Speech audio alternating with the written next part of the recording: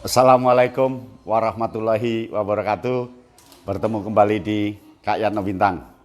Kali ini Kak Yatno Bintang akan menyajikan pembelajaran joyful learning untuk pembelajaran belajar di rumah. Joyful learning tapi dia belajar di rumah. Seperti apa? Yuk ikuti. Yang pertama, ciptakan pembelajaran yang menyenangkan dan menggembirakan.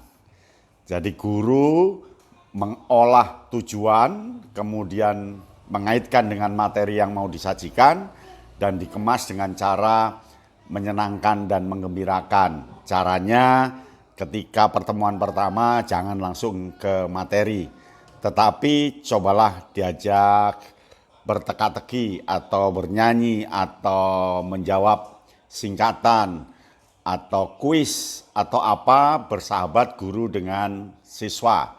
Jadi ayo anak-anak, sebelum dimulai coba tebak apa maksudnya ini, coba tebak ini warna apa, coba tebak jumlahnya berapa, dan seterusnya, sehingga anak senang dengan permainan yang diciptakan oleh guru. Ciptakan permainan melalui suara, melalui lagu, melalui gerakan, meskipun itu dalam bentuk online, dan pasti anak akan senang dan tertarik. Jadi syarat pertama, ciptakan kondisi menyenangkan dan menggembirakan. Yang kedua,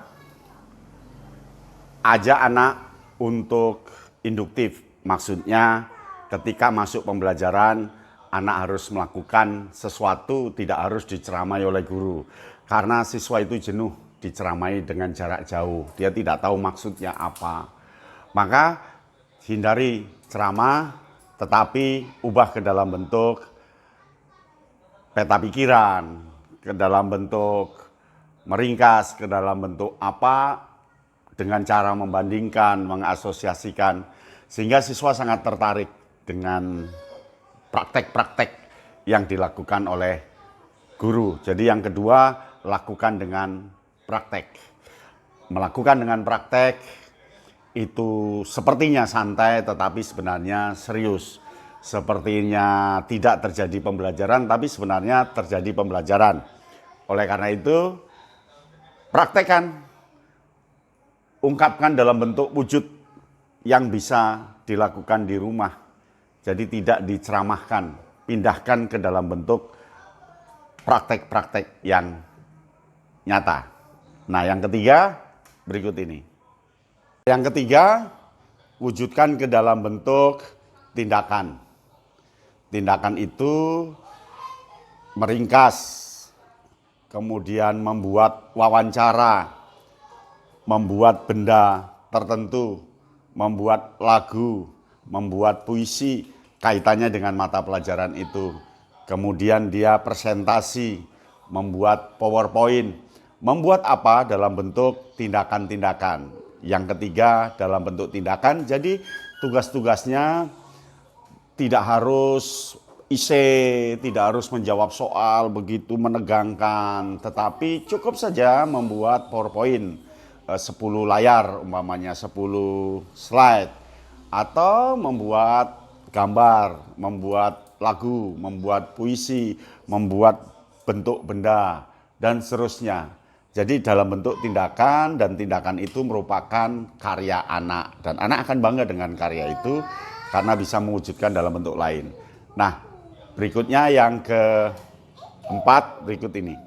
Nah, yang keempat, supaya anak itu joyful learning, menarik dan menyenangkan sehingga menantang. Yang keempat, sampaikan dengan santai, dengan tenang, tidak usah terburu-buru, lalu sederhanakan bahasanya.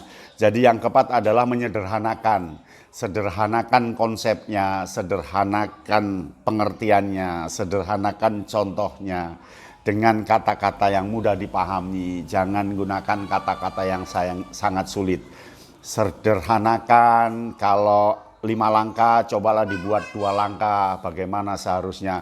Pokok yang keempat adalah menyederhanakan. Anda pasti bisa. sederhanakan pembelajaran Anda. Yang kelima, pamerkan hasil karya.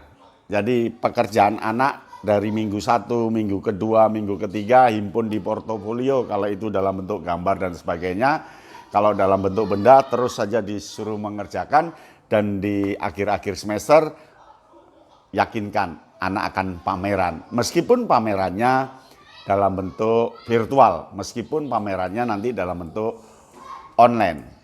Syukur kalau guru sampai melangkah jauh, karya-karya pelajaran siswa, karya-karya pekerjaan siswa diunggah ke dalam YouTube dia. Dan anak sarankan punya YouTube yang bisa dimiliki oleh orang lain, tapi dengan rambu-rambu YouTube yang tidak melanggar HAM, melanggar SARA. Yakin anak akan senang dengan memamerkan karya dia sendiri. Nah, bagaimana yang keenam? Berikut ini. Nah, yang keenam, apresiasi. Karya siswa itu harus diapresiasi. Jelek, bagus, nomor sekian. Yang jelas berilah apresiasi. Bagaimanapun siswa sudah berusaha 1 semester, meskipun perkembangannya berbeda satu dengan yang lain. Maka jangan memberi penilaian yang sangat jahat. Anak yang lambat diberi nilai jelek, anak yang cepat diberi nilai bagus dengan semata-mata lewat pengerjaan, tidak. Tetapi yang penting adalah prosesnya. Maka berilah apresiasi, berilah pujian, berilah penghargaan kepada anak, apapun yang sudah dilakukan anak. Nah, Anda pasti bisa memberikan penghargaan yang luar biasa itu. Nah, yang ketujuh, buatlah refleksi yang menarik, menyenangkan. Pokok joyful learning itu semua proses dari pertemuan pertama sampai terakhir harus menarik, menggembirakan, menyenangkan, dan menantang anak. Maka refleksinya adalah refleksi pelajaran yang telah dilakukan dalam satu mata pelajaran, 2 jam itu, dan refleksi di nanti terakhir. Refleksi itu kaitannya dengan apa yang bermanfaat bagi mereka, apa yang telah diperoleh bagi dia, dampaknya apa, kelak dia besar akan apa dengan materi yang telah kita sajikan. Lalu beri apresiasi, beri penguatan pada dia dengan refleksi, Anda hebat, ternyata 1 semester ini Anda sudah bisa ini. Tepuk tangan untuk itu, beri jempol. Begitu seterusnya. Jadi direfleksi itu pertemuan yang sangat menentukan untuk mendorong, memotivasi, menguatkan kejiwaan anak. Sampai di sini.